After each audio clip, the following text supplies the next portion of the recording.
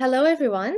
I am Tamara Farhat, Coordinator of Programs and Bonjour tout le monde, je suis Tamara Farhat, coordonnatrice des programmes et politiques publiques à la Fondation canadienne du Rhin. Bienvenue au webinaire d'aujourd'hui, Hypertension et IRC au cœur de la maladie rénale. Maintenant, j'aimerais inviter mon collègue Craig Lindsay à se présenter et nous expliquer comment participer à ce webinaire. Bonjour ou bon après-midi, selon l'endroit d'où vous nous rejoignez aujourd'hui. Je suis Craig Lindsay, directeur des programmes et des politiques publiques pour la branche ontarienne de la Fondation du Rhin du Canada. Avant de commencer, j'aimerais passer en revue quelques points afin que vous sachiez comment participer à l'événement d'aujourd'hui. Ce webinaire est bilingue et bénéficie d'une traduction simultanée. Pendant la présentation, les orateurs s'exprimeront en anglais. Pour écouter la présentation en français, choisissez simplement le français comme langue de préférence dans l'icône d'interprétation de la barre d'outils Zoom. Nous vous proposons ce webinaire dans les deux langues en utilisant la traduction simultanée. Pendant la présentation, les intervenants s'exprimeront en anglais. Pour entendre la présentation en français, choisissez le français comme langue de préférence dans l'icône d'interprétation de la barre d'outils Zoom. You have joined the presentation today listening with your computer's speakers. Vous avez rejoint l'écoute de la présentation avec le système de haut-parleur de votre ordinateur par défaut. Si vous préférez participer par téléphone, sélectionnez la flèche à côté de l'icône sourdine, mute, unmute, au bas de votre écran dans la barre d'outils Zoom. Sélectionnez Passer à l'audio du téléphone, puis sélectionnez l'appel téléphonique et suivez les instructions pour composer le numéro. Par défaut, tous les participants entrent dans le webinaire avec le son coupé. Le webinaire d'aujourd'hui est enregistré. Pour ceux d'entre vous qui se connectent sur leur ordinateur, vous aurez la possibilité de soumettre des questions textuelles au présentateur en les tapant dans le volet Q&R qui se trouve dans la barre d'outils Zoom au bas de la fenêtre de réunion. Veuillez éviter d'utiliser la boîte de dialogue pour soumettre vos questions. Ça nous permettra de mieux les contrôler lorsqu'elles sont toutes soumises dans le panneau des questions. Vous pouvez envoyer vos questions en anglais ou en français à tout moment de la présentation. Nous les recueillerons et y répondrons lors de la session de questions-réponses à la fin de la présentation. Rappelez-vous, pour protéger votre vie privée, lorsque vous posez une question, veuillez ne pas utiliser votre nom ni fournir d'autres informations d'identification personnelle. Avant de commencer, il est important de reconnaître les territoires autochtones sur lesquels nous nous trouvons. Inspirés par les 94 appels à l'action recommandés par la Commission de vérité et réconciliation du Canada, la reconnaissance des terres est une première étape nécessaire pour honorer les premiers occupants d'un lieu. Elles aident également les Canadiens à reconnaître et respecter les croyances de parenté inhérentes aux peuples autochtones en ce qui concerne la terre, et d'autant plus que ces croyances ont été restreintes pendant si longtemps. C'est avec gratitude et respect que je me joins aujourd'hui à ce webinaire depuis Toronto, territoire traditionnel des Wendat, de la Confédération Haudenosaunee et des Anishinaabe, y compris les Chippewa et les Mississauga de Crédit. Si vous connaissez le territoire d'où vous venez aujourd'hui, n'hésitez pas à le partager avec nous dans notre clavardage. La Fondation canadienne du Rhin tient à remercier ses commanditaires pour la série de webinaires 2023, GSK Canada, Horizon, Otsuka, Paladin et Merck. Leur soutien continu nous permet de nous réunir pour avoir des conversations plus larges, plus audacieuses et plus courageuses. Les informations communiquées dans le webinaire d'aujourd'hui sont à jour en date du 28 novembre 2023. Les informations communiquées dans cette présentation ne constituent pas un avis médical. Les informations fournies sont de nature générale et ne couvrent pas nécessairement toutes les circonstances. Bien que nous nous efforcions d'être exacts, nous vous recommandons de demander des conseils professionnels pour vos questions individuelles. Le webinaire en ligne d'aujourd'hui nous donne l'occasion de parler de l'importance de la prise en charge de l'hypertension ou pression artérielle élevée lorsqu'on vit avec une maladie rénale ou un risque de maladie rénale ou d'insuffisance rénale. Pour commencer la conversation, j'aimerais vous présenter notre première panéliste, Dr. Marie-Josée Clermont. Le Dr. Clermont est néphrologue pédiatrique au CHU Sainte-Justine à Montréal, le plus grand hôpital mère-enfant du Canada. Elle est principalement impliquée dans la transplantation rénale par l'intermédiaire de Québec Transplant Il s'agit de l'organisme d'approvisionnement en organes du Québec. Elle est membre de l'unité d'éthique clinique de Sainte-Justine depuis sa création et est membre du comité d'éthique de Québec Transplant. Le docteur Clermont participe à un projet pan-hospitalier pour la transition des soins des adolescents vers la médecine adulte. Docteur Clermont, à vous de jouer. Merci. Je pense que je vais m'adresser aux gens en français, c'est ce que j'avais compris. Bon. Tension artérielle d'un point de vue plus général, ce que vous devez savoir, mais comme le présentateur l'a mentionné, si vous avez des questions personnelles, vous allez voir votre médecin de famille ou l'infirmière praticienne qui s'occupe de vous. Alors, la définition, pour ceux qui ne le sauraient pas, on appelle la pression systolique et diastolique. La systolique, c'est le chiffre du haut qui se retrouve, c'est la pression qui se retrouve à l'intérieur des vaisseaux sanguins, des artères, au moment de la contraction de la systole du cœur. Et la pression diastolique, c'est au moment de la relaxation du cœur, c'est la pression qui demeure dans le système vasculaire. C'est une condition, l'hypertension, très, très fréquente. Un adulte sur deux après 50 à 60 ans, donc c'est beaucoup de monde. Et c'est une incidence qui augmente avec l'âge à presque 90% des adultes après 85 ans. Donc, condition très fréquente. On la divise en deux. L'hypertension qu'on dit essentielle, qui est quand même un grand groupe de patients, et mon collaborateur ici va en reparler tout à l'heure, c'est l'hypertension qu'on dit de la cause n'est pas claire ou inconnue, on a des idées, des indices, mais il n'y a pas une cause précise. L'hypertension secondaire, comme dit le mot, est secondaire à une autre condition, une autre cause qu'on peut parfois identifier, mais qu'on va surtout chercher. L'équipe médicale va chercher la cause et c'est parfois traitable de façon très spécifique, donc c'est important de faire ce diagnostic. Bon, alors il y a quand même des facteurs de risque pour l'hypertension essentielle.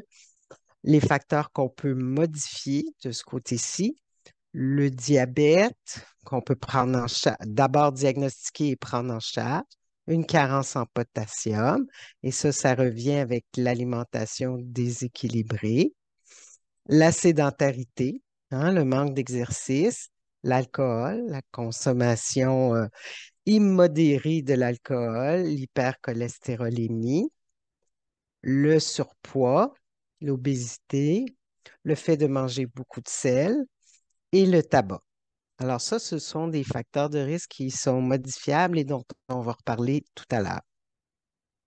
Les facteurs qu'on ne peut pas changer, évidemment, le sexe masculin, la maladie rénale chronique, la naissance prématurée et le petit poids de naissance, pour ceux d'entre vous qui connaissez votre poids de naissance, le vieillissement, évidemment, la catégorie socio-économique défavorisée, hein, les gens qui sont dans des classes de la société qui sont moins favorisées, ont moins accès à des aliments plus frais, des légumes, des fruits, moins de soins. Donc, c'est une classe qui est à risque. L'apnée du sommeil, on va en reparler. Le stress psychosocial, le stress au travail, dans la famille. Et les antécédents familiaux. Ça, c'est évident que si on a un parent hypertendu ou encore les deux, on a beaucoup plus de chances de faire de l'hypertension. Aussi, associé à l'hypertension, il y a le fait pour une femme d'avoir fait une prééclampsie ou de souffrir de migraine. Ce sont des risques associés, si vous voulez. La prochaine. Alors, on va parler de l'hypertension secondaire, mais mon collègue va en parler plus précisément. Il y a beaucoup de médicaments qui peuvent donner de l'hypertension. Certains sont des médicaments prescrits, comme la pilule contraceptive. Et d'ailleurs, c'est la recommandation première pour quelqu'un qui va se faire prescrire la pilule d'avoir sa pression mesurée. Les anti-inflammatoires, surtout quand on les prend de façon chronique. Alors, les gens qui ont des blessures musculo-squelettiques et qui vont prendre du Motrin pendant des semaines, risque d'hypertension, certains antidépresseurs, évidemment la cortisone, qu'on appelle aussi la prednisone, surtout à haute dose, les immunosuppresseurs qui sont pris au moment d'une greffe d'organes, des médicaments qui sont aussi en vente libre dans les pharmacies, comme les décongestionnants quand on a une grosse grippe, et certains médicaments pour l'asthme, le Ritalin et les autres médicaments de la même classe. Alors, de plus en plus d'adultes prennent ces médicaments-là pour maintenir le calme dans leur tête. Alors, ça peut causer de l'hypertension. La caféine, le café, toutes les variétés de café et de boissons caféinées, testostérone et autres stéroïdes anabolisants peuvent faire monter la pression. Évidemment, la nicotine dans le tabac, certains médicaments pour la migraine, des nouveaux médicaments surtout, et des choses que les gens ne savent pas, la réglisse noire, la vraie réglisse, pas les substituts ou la réglisse rouge, mais la réglisse noire en grande quantité, l'alcool. La prochaine, Kira. Et d'autres causes plus médicales, l'apnée du sommeil et l'obésité qui sont souvent liées, sont des causes importantes d'hypertension qu'on peut traiter. Les drogues de rue et la maladie rénale aiguë ou chronique, une maladie rénale aiguë comme une glomérulonéphrite aiguë chez les enfants ou les jeunes adultes ou une crise de maladie rénale peuvent causer de l'hypertension et évidemment la maladie rénale chronique. Du côté des hormones, peux-tu revenir, Kira? Du côté des hormones, il y a entre autres les glandes surrénales qui produisent des hormones qui peuvent causer l'hypertension et ou la rétention de sel, l'hyperthyroïdie aussi. Il y a certaines anomalies des artères rénales qui sont rétrécies par soit de la fibrose ou de l'athérosclérose qui peuvent causer de l'hypertension et certaines malformations cardiaques congénitales. La prochaine. Alors, les chercheurs, les grands décideurs ont défini la pression artérielle normale comme 120 sur 80, 119 sur 79. Les, ch- les, les décisions récentes au sujet de la pression artérielle ont nommé la pression de 120 à 130 sur 80 comme élevée, élevée dans le sens de à surveiller et haute 130 sur 80. Ce sont des nouvelles normes assez récentes et vous allez voir que du côté de l'Europe, les normes sont un peu plus élevées. Mais ce sont nos normes nord-américaines. La prochaine. Alors, l'hypertension, vous allez chez le médecin, vous allez à la clinique, vous avez mal quelque part, vous avez le rhume, on prend votre pression, on vous dit elle est haute. Oui, peut-être, mais en fait, la pression, il faut vraiment la prendre de façon rigoureuse. Et une des meilleures façons, c'est vraiment à la maison. Et il y a plein de conditions, comme vous voyez ici. Pas d'exercice depuis au moins 30 minutes, un repos important, 5 minutes au moins. On ne parle pas pendant la mesure, on est concentré. Pas de cigarette, pas de café, pas de boisson caféinée dans les 15 minutes avant la mesure. Il faut aussi prendre un appareil qui est validé. Alors, il y a des listes d'appareils validés sur l'Internet. Vous pouvez demander à votre pharmacien ou chez Medicus, quand vous allez chercher les appareils médicaux, ils vont vous expliquer lesquels sont vraiment validés. Alors, il faut être assis, le dos bien appuyé, les pieds bien à plat sur le sol, pas de jambes croisées. Ne pas avoir envie d'aller aux toilettes pour uriner ou faire une selle, être bien calme. Et un brassard qui est adapté à la taille et à la largeur de votre bras et un bras détendu. Alors, c'est la façon idéale de prendre la pression et vous prenez 3 mesures en dégonflant complètement le bracelet, le brassard entre les mesures. La prochaine. Alors, s'il y a une diapositive dont je veux que vous vous rappeliez, c'est celle que je vous ai présentée sur les bonnes façons de prendre l'attention, parce que vous allez voir quand vous allez à la clinique, c'est souvent fait très rapidement, même parfois debout, en vous posant des questions. Donc, ce n'est pas des chiffres qui sont vraiment valables. Alors, c'est ce qu'on appelle l'attention au bureau, où le médecin vous prend ça en vous parlant et vous n'êtes pas vraiment détendu. Les mesures à domicile et le MAPA, qui est une technique de plus en plus employée, qui est le monitoring ambulatoire de la pression artérielle. Il s'agit d'un appareil à pression que vous portez, relié à un petit ordinateur qui ramasse les données. Et vous portez cet appareil-là 24 heures. La pression est prise aux 30 minutes durant le jour et aux heures durant la nuit. Vous remplissez un petit journal de vos activités durant cette journée-là et on interprète les chiffres. On en fait une moyenne. Moyenne durant les heures éveillées, moyenne la nuit durant le sommeil et la moyenne de 24 heures. Et c'est une mesure qui peut se faire facilement dans les pharmacies, chez Biron, par exemple. Il y a de plus en plus de gens au CLSC qui prennent ces mesures-là. La prochaine. Alors, la définition, selon les Américains ici, American Cardiology College, et les Européens. Alors, les Américains considèrent que la pression élevée, c'est 130 sur 80. La pression à la maison, la même chose.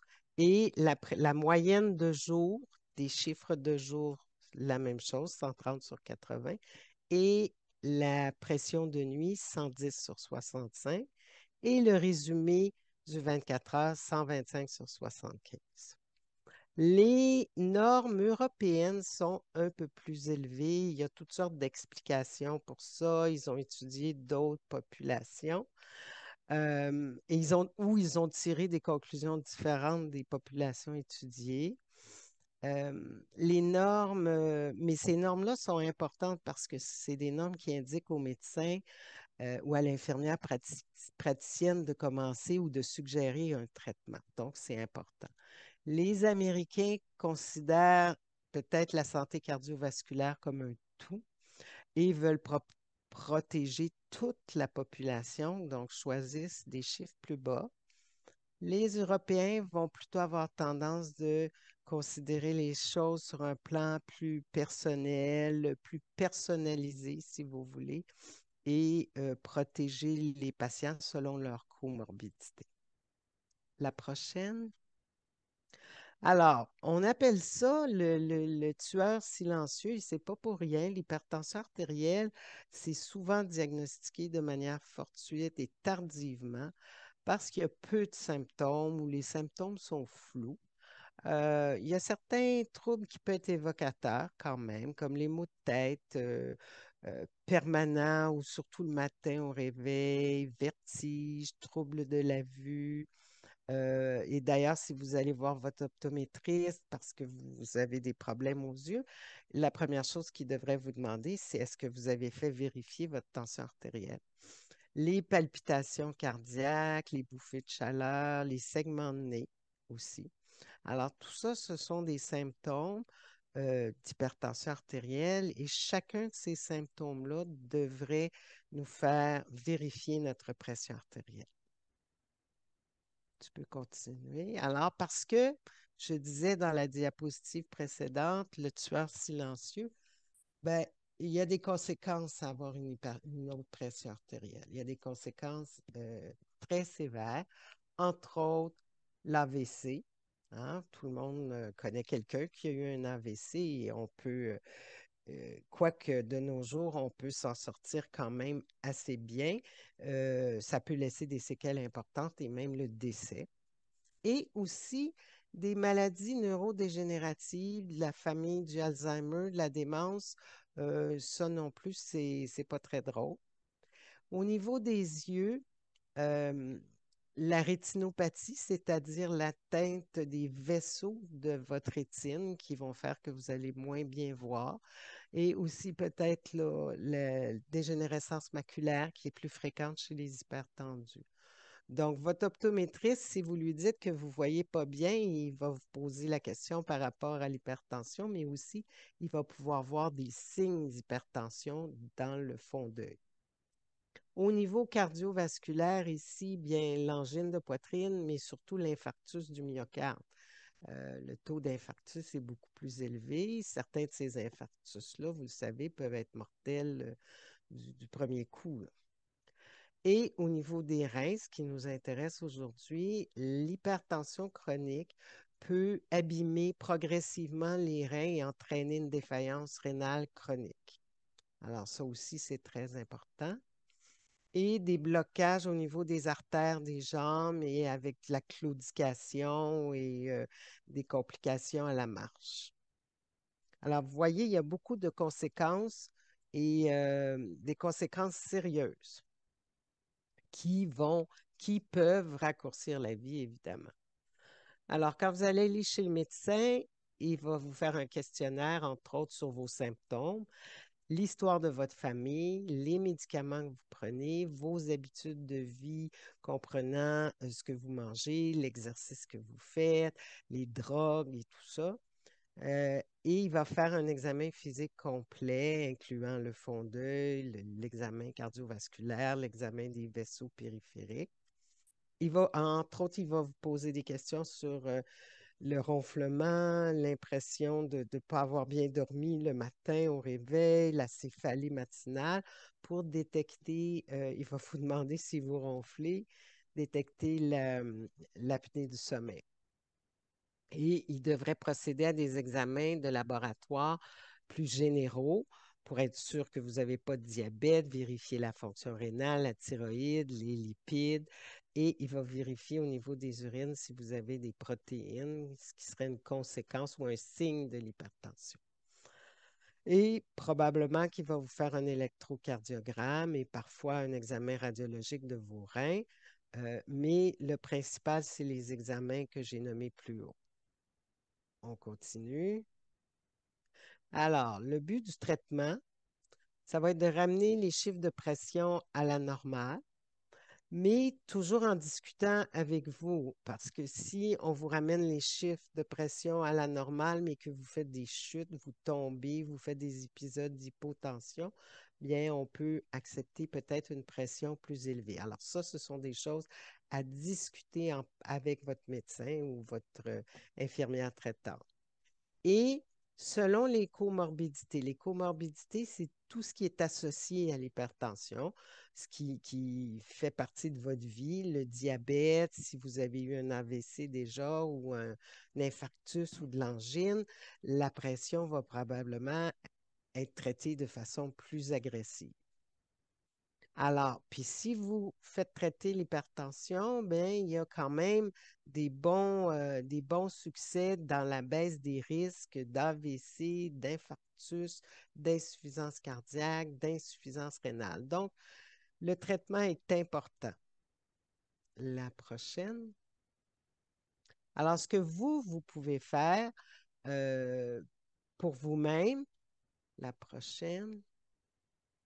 Alors, ce que je vous ai dit tout à l'heure, réduire le poids ou maintenir un poids en forme, l'exercice physique selon vos habiletés, votre état de santé, ça peut être seulement marcher, mais le faire régulièrement plusieurs fois durant la semaine.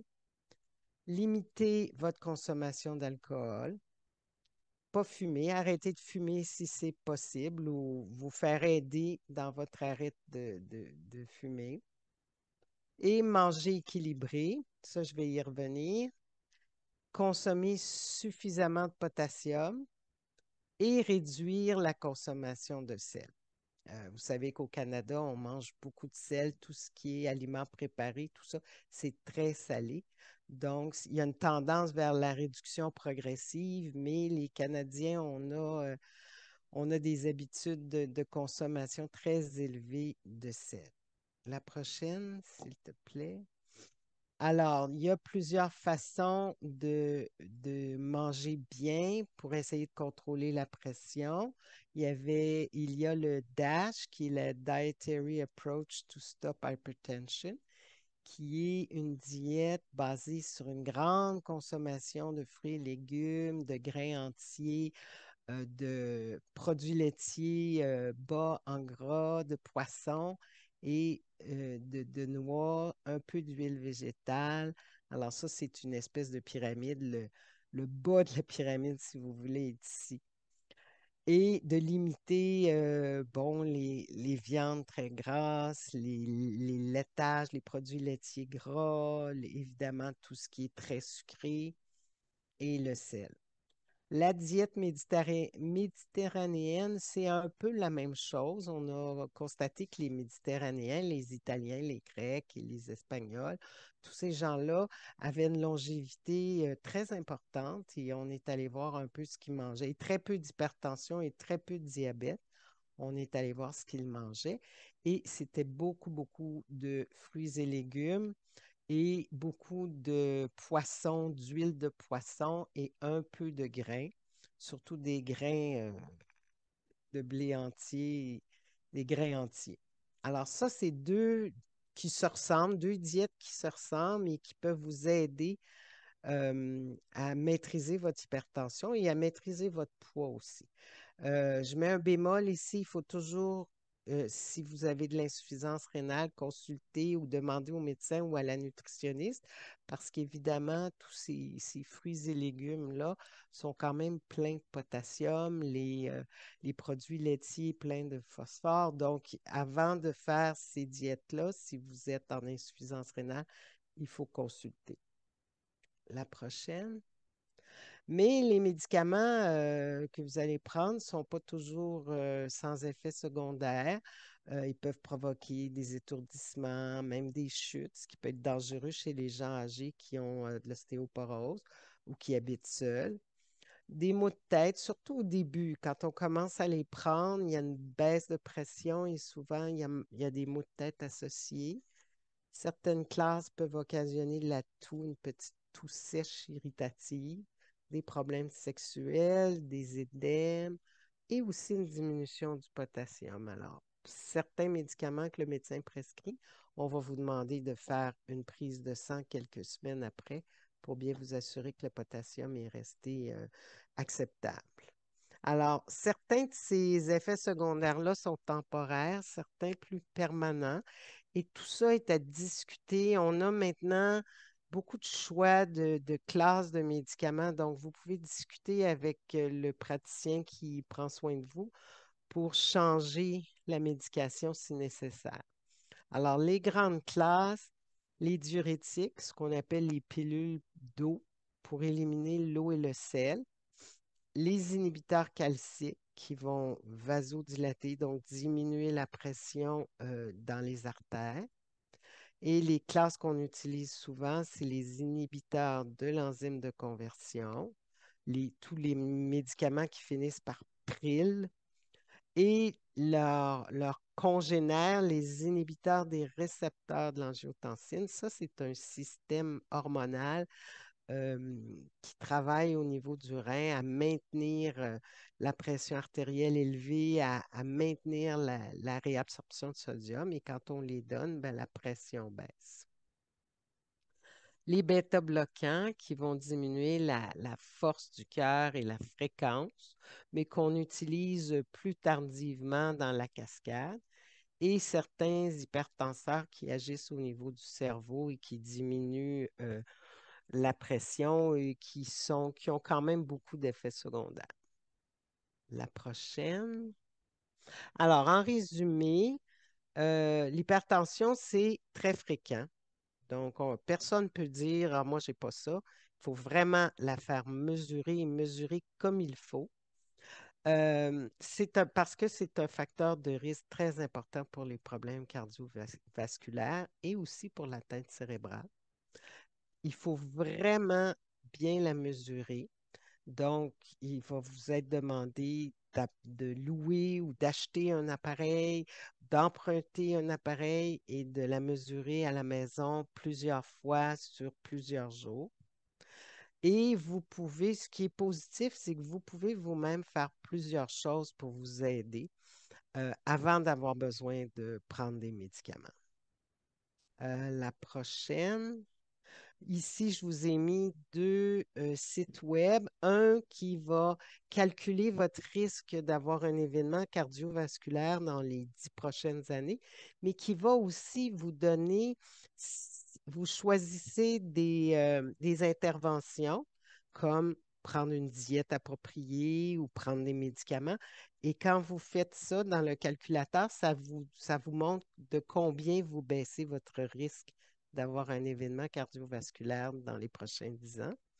Et ici, la Société québécoise d'hypertension a beaucoup de documentation sur son site pour vous aider à aller un peu plus loin dans votre compréhension à la fois du diagnostic, du traitement, des effets secondaires et de ce que vous pouvez faire vous-même pour vous aider. Et la dernière, alors je vous remercie beaucoup et vous pouvez communiquer avec moi au besoin. J'aime bien à quel point vous êtes passionné, vous aidez les gens à comprendre l'hypertension. Merci, docteur Clermont. Quand on parle d'hypertension, il est important de prendre en compte ce que l'on ressent lorsqu'on vit avec le risque de développer une hypertension artérielle ou en fait comment les gens font face à un diagnostic qui pour beaucoup peut avoir de graves conséquences sur leur santé. Nous avons la chance aujourd'hui d'accueillir Samuel Veillet, qui nous parlera de sa propre expérience des maladies rénales. Samuel est un mari, un père. À l'âge de 28 ans, on lui a diagnostiqué une maladie rénale en phase terminale après avoir ressenti certains symptômes. La nouvelle a été un choc pour lui. Samuel s'est donc appuyé sur la Fondation du Rhin pour obtenir des informations et entrer en contact avec des personnes qui vivaient des expériences similaires à la sienne. Lorsque son père lui a donné un rein, Samuel et son père ont bénéficié des ressources de la Fondation du Rhin qui les ont guidés tout au long de leur parcours de dons et de greffe d'organes. Depuis 2016, Samuel et son père se sont engagés auprès de la Fondation du Rhin en participant à des marches et en aidant à faire des levées de fonds. Samuel, merci d'être avec nous aujourd'hui. Parle-nous un peu de ton parcours en matière de soins rénaux. Bonjour. Donc, c'est ça. Moi, vers l'automne 2014, en fait, moi, j'ai commencé à avoir plusieurs symptômes. Au début, j'associais ça beaucoup avec j'avais un petit bébé d'1 an, donc qui commençait la garderie, fait que j'avais beaucoup de symptômes, mais je me disais toujours que c'était des maladies qui arrivaient de la garderie. Et à un moment donné, ben, ça commençait à devenir de plus en plus fréquent et de plus en plus intense. J'avais des nausées, vomissements le matin, puis tout ça. Donc, je me suis rendu à une clinique pour voir un médecin. Puis je pensais un peu que c'était un mélange de la garderie, puis comme je travaillais beaucoup, ben je me disais, je suis peut-être un peu en- en- j'ai beaucoup de stress d'accumuler puis tout ça, fait que je m'attendais plus à me faire dire de prendre quelques jours de congé puis que ça allait passer. Mais dès que j'ai vu l'infirmière au triage, elle a constaté que ma pression était à 220 sur 145. Donc, moi, à l'époque, ça me parlait pas du tout, mais j'ai quand même assez rapidement compris que ça allait pas bien. Euh, j'ai eu le droit un peu comme Marie-Josée disait tantôt à des électrocardiogrammes, des scans du cerveau, des prises de sang, il s'est passé une panoplie d'examens en très peu de temps et j'ai dû être hospitalisé quelques semaines, 2 ou 3 semaines pour justement faire l'ajustement des médications et faire descendre ma pression tranquillement sans avoir trop d'effets secondaires à tout ça, d'étourdissement et tout ça. Et ils ont quand même réussi à bien maîtriser ma pression et j'ai été greffé au mois de mai 2015 et depuis ce temps-là, ben ça reste ça reste ma médication qui est le plus souvent ajustée, tu sais, dépendamment des périodes. On dirait que des fois, ma pression, elle devient un petit peu plus basse, ça remonte, puis tout ça. Donc, c'est beaucoup... les autres médicaments sont relativement stables, mais la pression, c'est quand même toujours quelque chose qui est à surveiller. Puis, je pense que je suis quand même un bon exemple, étant donné mon jeune âge, que tu sais, j'avais jamais vérifié ma pression, même que mon petit frère est médecin, puis dans les parties de famille ou tout ça à l'occasion, ben, il prenait la pression des oncles et des tantes pour faire le tour un peu de tout le monde, puis tout ça. Mais moi, comme j'étais plus jeune, ben, j'en disais non, c'est correct, je laisse la chance aux autres, puis finalement, ben, j'en aurais bien eu besoin. Puis depuis ce temps-là, ben, c'est pas rare quand il y a des gens qui viennent à la maison, ben, qu'on en profite pour prendre leur pression. Puis, tu sais, pas plus tard que la semaine dernière, on a un ami qui est venu puis qui avait une pression au-dessus de 160 sur 100. Fait qu'on dit, ah, ben, garde, je vais te laisser la machine quelques jours, vérifie. Puis, tu sais, finalement, maintenant, il y a un rendez-vous avec son médecin pour pouvoir faire le suivi. Mais je pense que c'est un bon exemple, comme quoi, des fois, on s'y attend pas du tout. Puis, c'est quand même assez sournois parce que comme ça se fait progressivement, ben notre corps s'habitue, surtout quand on est jeune, à évoluer avec ça. Puis on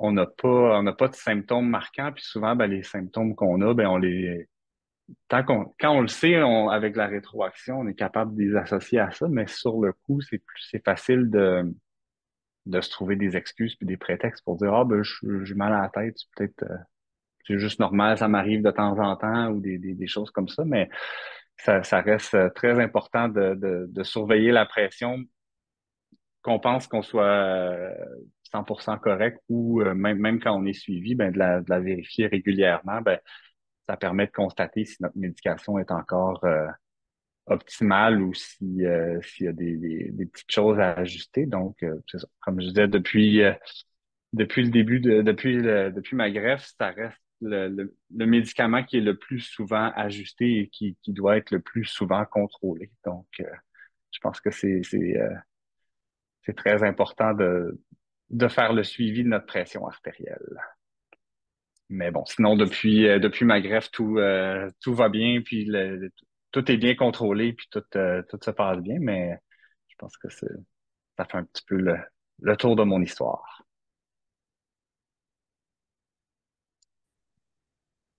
Thank you, Samuel. I could see Merci, Samuel. Je vois le docteur Clermont faire de grands signes de tête quand vous disiez j'aurais dû, ça aurait dû être quelque chose que je faisais. Et j'espère que les gens se retrouveront dans l'histoire de Samuel aujourd'hui aussi. Alors, merci, Samuel, de votre honnêteté et de votre parcours rénal. Merci, Sam. Et merci, Dr. Clermont. Maintenant, j'ai le plaisir de vous présenter notre prochain panéliste qui nous donnera un aperçu des recherches en cours sur les causes, le diagnostic et la prise en charge de l'hypertension. Le Dr. Greg Handemer est néphrologue à l'hôpital d'Ottawa. Il est professeur adjoint de médecine à l'École d'épidémiologie de la santé publique de l'Université d'Ottawa et chercheur associé à l'Institut de recherche de l'hôpital d'Ottawa.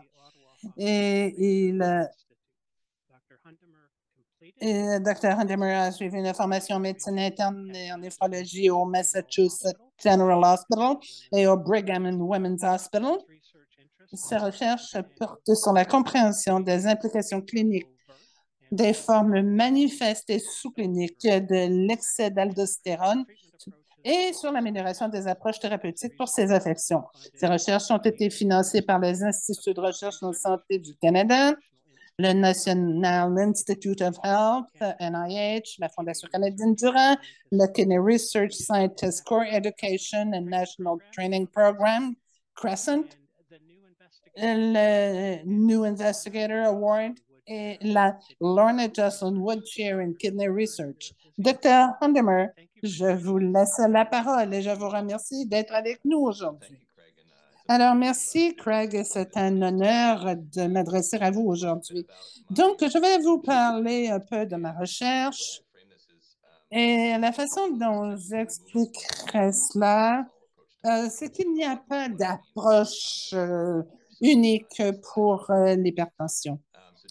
Donc, pour commencer, je veux simplement vous dire le financement que j'ai reçu pour mes recherches. J'aimerais reconnaître la Fondation du Rein du Canada qui a joué un rôle important pour me permettre de faire de la recherche depuis que je suis au Canada il y a environ 6 ans. Alors, merci beaucoup. Prochaine diapo. Donc, nous allons parler un peu de ce que nous avons entendu dire sur l'hypertension à la faculté et ma façon de voir les choses a changé au fil du temps. Donc, dans les écoles médicales, on nous montre que l'hypertension, la tension artérielle élevée est divisée en deux parties. Vous voyez le graphique ici, la plupart des cas sont primaires ou essentiels, si vous voulez. Et ça, c'est la tension artérielle élevée qui est fréquente dans la population. Et le petit morceau de cette torte, c'est l'hypertension secondaire. Et c'est quand il y a autre chose qui se produit dans le corps. Et l'une des manifestations, c'est de faire augmenter la tension artérielle. Alors, on essayait de cibler ce qui causait cette hypertension secondaire. Alors, quand on parle d'une hypertension générale, c'est ce qu'on a avec l'hypertension primaire. Mais pour l'avenir, je pense que nous allons changer notre façon de voir les choses. Ce qui, en fait, était appelé auparavant primaire et secondaire, c'est quelque chose dans l'organisme qui génère cette hypertension. Donc, ce n'est qu'une manifestation d'autres problèmes, d'autres pathophysiologies. Alors, s'il y a une autre condition dans le corps, une anomalie anatomique ou hormonale, et c'est ça qu'il faut cibler plutôt que d'utiliser simplement des médicaments pour baisser la tension artérielle comme on le fait chez la plupart de la population. Alors ici, je vais simplement vous parler de cette approche unique à l'hypertension. J'ai des données ici qui viennent des États-Unis et on regarde les médicaments qui sont utilisés. Alors, on voit ici de 2005 à 2016, on ne regardera pas tout le graphique parce que c'est compliqué, mais les patients qui prennent 2, 3 ou 4 médicaments, si vous regardez, c'est toujours le même cocktail, le même ensemble de médicaments qu'on administre. Et il y a des médicaments qui cibleraient peut-être mieux certains patients. Donc, c'est là qu'on s'en va. On essaie d'individualiser, de personnaliser le traitement en fonction de ce qui se passe dans l'organisme du patient et essayer de déterminer les causes que nous devons traiter. Prochaine diapo. Alors, ma question, est-ce qu'on pourrait mieux cibler et avoir une thérapie qui est basée sur ce qui se passe dans le corps du patient? Et la condition qui m'intéresse, c'est ce qu'on appelle l'aldostéronisme primaire. Ce que c'est en fait dans le corps, il y a une hormone qui s'appelle l'aldostérone. L'aldostérone, je vais vous la décrire un peu plus tard, mais l'aldostérone est une hormone fabriquée dans les surrénales. Alors, on voit une photo des reins ici à droite et vous voyez deux organes triangulaires qui sont au-dessus des reins. Il s'agit des surrénales. Et vous avez besoin d'hormones dans votre corps pour pouvoir survivre et l'une de ces hormones est l'aldostérone. C'est ce qui dit à votre organisme de conserver le sel. Alors, vous savez tous que la rétention de sel fait augmenter la tension artérielle. Bon, on a besoin de sel, sinon on va être déshydraté, etc. Alors, il faut que votre aldostérone fournisse votre organisme afin que vous ne soyez pas trop déshydraté. Mais on a vu que beaucoup de gens ont un excès d'aldostérone, ce qui fait que le corps retient le sel et cause des problèmes de tension artérielle. Donc, c'est pour ça qu'on parle d'aldostéronisme primaire, trop d'aldostérone. Avant, on pensait qu'il s'agissait d'une maladie rare qu'on voyait rarement, mais au fur et à mesure qu'on va passer dans les diapos, vous allez voir que dans beaucoup de cas, c'est une question d'aldostérone. Pourquoi est-ce que c'est important? Lorsque vous regardez ce problème d'aldostéronisme primaire, dans l'hypertension artérielle essentielle, souvent, ça présente des risques plus élevés de maladies cardiovasculaires, crise cardiaque, AVC, fibrillation auriculaire, pardon, ou une maladie rénale, donc une diminution de la fonction rénale, davantage de protéines perdues dans l'urine, des taux d'insuffisance rénale chronique plus élevés. des taux de maladies rénales chroniques plus élevés. On retrouve également d'autres maladies métaboliques comme le diabète, l'obésité, l'ostéoporose. Donc, il est très important de faire le diagnostic parce que l'aldostéronisme primaire a des conséquences sur d'autres organes. Une chose qui est importante, c'est que les risques peuvent être modifiés par un traitement ciblé précoce. Donc, les médicaments dont on a parlé plus tôt ne ciblaient pas l'aldostérone, mais il y en a qui sont très peu chers et sont sous-utilisés. Bon, si on regarde les lignes directrices, on a les tests qui sont faits auprès de certaines personnes. Souvent, on le fait quand la personne a une hypertension grave ou une hypertension résistante à qui on donne des médicaments et le patient ne répond pas à cette médication. Et vous en avez d'autres, vous avez hypertension et faible taux de potassium. Mais ce sont les lignes directrices qui nous amènent à faire un dépistage. Donc, une question qu'on se pose, c'est de voir, est-ce qu'on est bon à faire des dépistage des patients à problème ou des patients à risque? C'est une étude qui a été faite aux États-Unis où on a travaillé avec près de 300 000 vétérans qui avaient une hypertension résistante et on voit que seulement 1,6 de ces patients qui étaient censés être dépistés n'avaient jamais fait de test. Alors, on a fait une étude ici au Canada où nous avons regardé des patients souffrant d'hypertension artérielle et d'hypocalémie, donc calcium faible, et 1,6 des patients ont été dépistés avec tension artérielle élevée et un potassium faible, mais 98,4 n'ont jamais été dépistés. Donc, si on regarde les gens qui ont un risque de s'ouvrir, il y a 1,5 sur 100 qui est dépisté. Alors, on manque de bonnes chances de déceler la maladie et de traiter les patients. Donc, la question est, quelle est la fréquence de cet aldostéronisme primaire? Quand on regarde tout le spectre d'hypertension élevée, ce sont des patients qui prennent beaucoup de médicaments, l'hypertension est difficile à régler. Et de gauche à droite, on voit des patients qui ont des formes moins graves, d'hypertension qui même ont une tension artérielle normale. Et on voit qu'il y a quand même un excès d'aldostérone. Donc, nous avons 22 des gens qui ont une hypertension résistante. Donc, encore une fois, le dépistage ne s'applique qu'au groupe à droite complètement. On manque beaucoup, beaucoup, beaucoup de cas. Prochaine diapo. Alors, pour revenir à ce qu'on disait, on évalue que seulement 1 sur 100 ou 1 sur 1000 est dépisté. Donc, on manque la plus grande partie des gens. Mais là, ce qui est intéressant, c'est l'aldostéronisme primaire sous-clinique. Donc, nous avons une population de patients qui ont une pression artérielle élevée à cause de l'aldostérone. Et nous pensons souvent à cette maladie comme étant une maladie qu'on a ou qu'on n'a pas. Mais il y a tout un éventail de maladies et il faut reconnaître un excès d'aldostérone. Ce n'est peut-être que la pointe de l'iceberg. Et il est possible que le problème aille beaucoup plus loin que les seuils historiques qu'on a définis. Donc, je vais vous montrer encore quelques diapos qui expliquent comment ça s'attaque à l'hypertension résistante. Mais moi, ce qui m'intéresse, c'est même des formes plus précoces de tension artérielle. Donc, ici, nous avons l'hypertension résistante. Il y a une étude qui a été faite en 2015 qui s'appelait Pathway 2.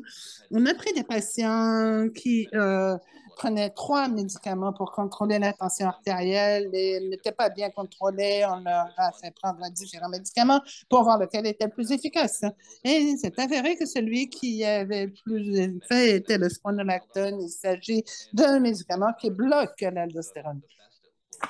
C'était celui qui contrôlait le mieux l'hypertension artérielle chez les patients.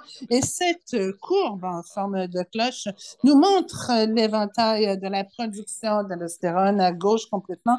Ce sont des gens qui sont dépistés et à gauche, on voit qu'ils ont eu une chute incroyable de leur aldostérone et de leur hypertension artérielle. Et c'est pour ça que ces médicaments, ces bloqueurs d'aldostérone, sont si efficaces. Alors ici, nous avons un autre exemple de la même chose. Vous n'avez pas besoin de mémoriser les termes, mais si vous regardez à droite, vous avez l'ARR qui montre le gradient d'ARR. Alors, plus on va vers la droite, plus la personne produit de l'aldostérone. Alors, cette personne va bien répondre à un médicament qui est un bloqueur d'aldostérone. Et c'est très efficace. Et on voit qu'il y a une ligne à l'extrême droite qui démontre que ces gens qui avaient un taux très élevé d'aldostérone avaient une hypertension artérielle résistante et c'est pour ça qu'ils résistent si bien, qu'ils répondent si bien, pardon, à la médication au bloqueur d'aldostérone. Donc, encore une fois, je me suis penchée sur ça, même pour l'aldostéronisme primaire sous-clinique, donc une forme beaucoup moins grave. Et la question était, est-ce que dans ces cas-là, même dans des conditions normales ou une hypertension très faible, si il y avait un impact sur la santé cardiovasculaire, il y a une étude qui a été faite au Québec qui s'appelle Cardin. Il s'agissait d'1% de la population du Québec qui était censée représenter très bien le public général. Il s'agissait de personnes de 40 à 69 ans, donc en 2009-2010. On a pris ces bénévoles et on a évalué leur santé cardiovasculaire à fond parce qu'il s'agissait d'une population générale. Très peu de gens avaient des conditions comme diabète. La plupart avaient une hypertension très légère ou une tension légèrement élevée et on voulait voir comment un excès d'aldostérone avait un impact sur leur santé. Donc, c'est ce que nous avons évalué. Mais ce que j'ai découvert, c'est que même chez les gens qui avaient une très faible hypertension, une tension artérielle normale, il y avait quand même une incidence plus importante de problèmes cardiovasculaires. Donc, leur vaisseau sanguin était plus raide, moins souple.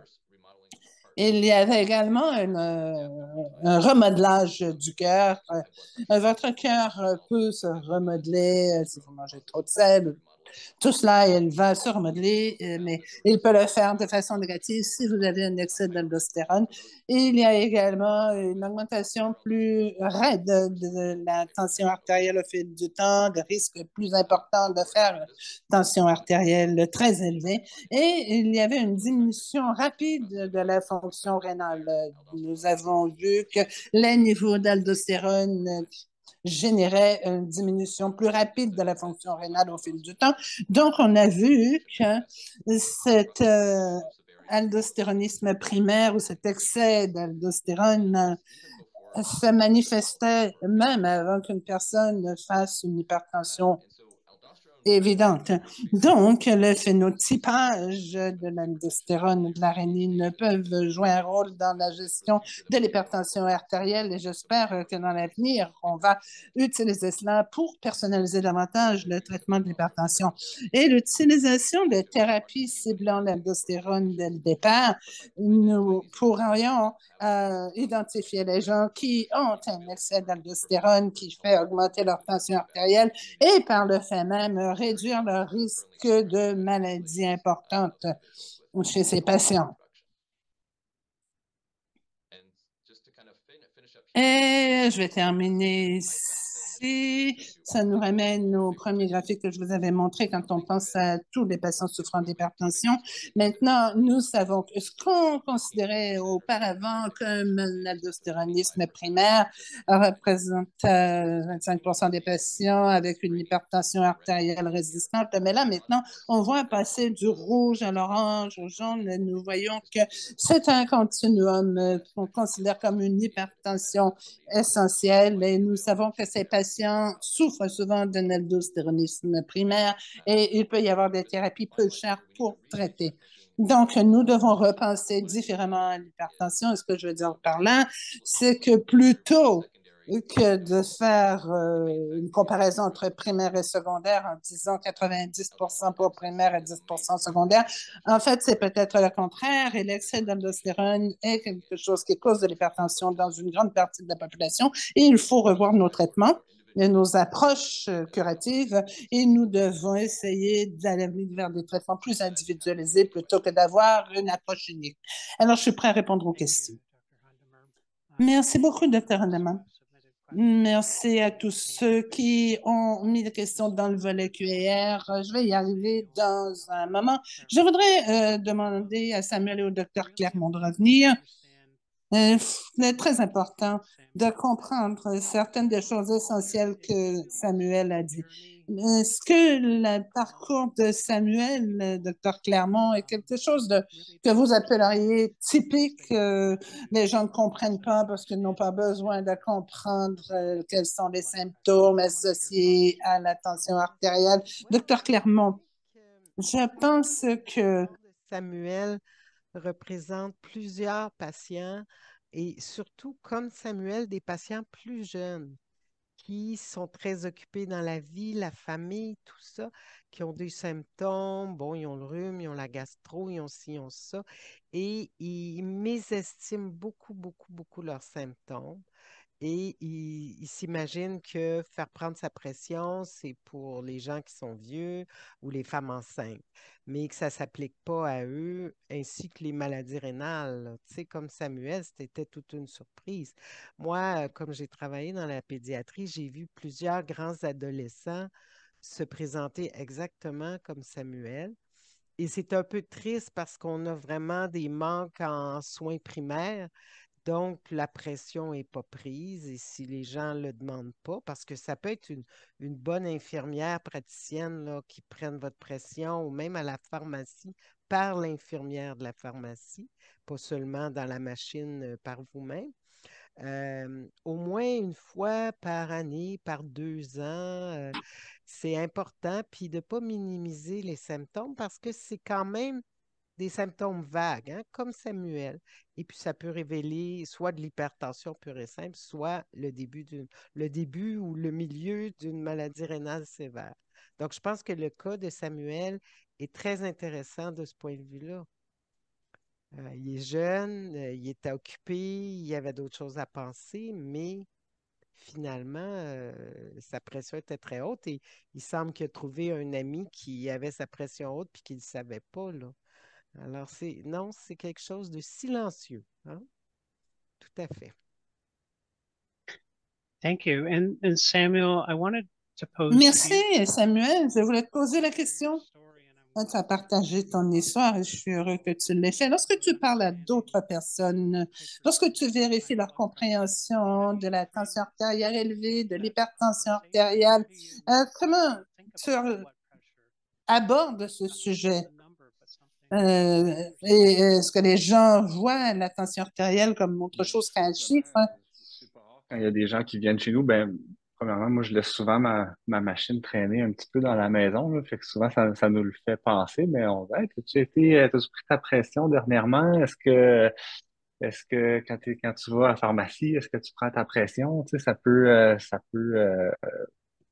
être un bon indicateur qu'il y a des problèmes de santé qui sont à considérer, thank puis you tout for ça. that. Fait que, tu sais, I was curious, Merci Samuel. beaucoup, Samuel. J'étais curieux lorsque tu parles aux gens et tu es vraiment passionné. Je le sais. Comment est-ce que tu peux leur dire, fais vérifier ta tension artérielle, c'est important, ça a été important pour moi. en fait, c'est ça. Nous, on leur fait juste de allez, on a la machine, assis-toi, puis on va prendre la pression. C'est beaucoup, c'est juste comme ça qu'on l'aborde. Il n'y a pas de, Okay. on dirait que c'est pas. Okay. That's great. I just we Super. Il y a énormément de questions. Je vous garantis qu'on va faire un suivi avec tout le monde. Mais il y a quelqu'un qui a posé la question sur les patients en hémodialyse et une tension artérielle trop basse. Alors, ils veulent comprendre qu'est-ce qui va se passer avec une faible tension artérielle quand vous êtes en soins rénaux. Je vais laisser ça à Grégory. Bien sûr, c'est une question complètement différente et c'est un problème qu'on voit souvent en dialyse rénale. La dialyse, c'est souvent qu'on enlève les liquides d'un patient et ça peut être difficile pour le corps. Alors, on se promène entre les deux extrêmes. Il y a des patients qui ont des tensions artérielles très élevées et il y en a d'autres qui ont des tensions artérielles très faibles et qui ont des problèmes lorsqu'on essaie de leur enlever un peu de liquide corporel. Le méthadone a l'air de bien fonctionner, mais souvent, on leur donne le contraire, alors on va leur dire de restreindre leur consommation en sel, alors que parfois ces patients ont besoin davantage de sel pour faire remonter leur tension artérielle. Mais là, ça peut être embêtant aussi parce que ça peut générer davantage de rétention d'eau. Donc, ce sont des problèmes. Il y a plusieurs choses que nous pouvons faire avec la prescription de dialyse pour essayer de contrer tout cela, mais ça devient définitivement un problème et un défi parce que nous savons que ce n'est pas mieux lorsqu'on fait une dialyse à un patient qui souffre d'une très faible tension artérielle. Merci. Encore une fois, je m'excuse. Je suis très heureux que nous ayons eu de si belles présentations. Les conversations, les questions que nous avons reçues sont des questions auxquelles nous allons répondre. Nous allons faire un suivi. Mais là, je veux remercier tout le monde pour la discussion que nous avons eue. Pour aider à poursuivre votre apprentissage, nous avons dressé une liste de ressources potentiellement utiles. Cette liste sera distribuée à tous les participants ou vous pouvez nous contacter à l'adresse kidneyprograms@kidney.ca pour en savoir plus. À la fin du webinaire d'aujourd'hui, votre ordinateur ouvrira une nouvelle page vous demandant de répondre à notre enquête de satisfaction. Vos commentaires sont importants pour nous aider à continuer à améliorer notre série de webinaires et nous vous serions reconnaissants de bien vouloir prendre un moment pour y répondre. L'enquête est disponible en anglais et en français. Vous trouverez le choix de la langue dans le coin supérieur droit de votre écran. Tamara, le dernier mot t'appartient. Merci Greg et merci à tous nos conférenciers pour cette discussion, cette présentation. Au nom de la Fondation canadienne du rein, je vous remercie d'avoir participé au webinaire d'aujourd'hui, Hypertension et IRC au cœur de la maladie rénale. Restez en bonne santé, profitez du reste de votre journée.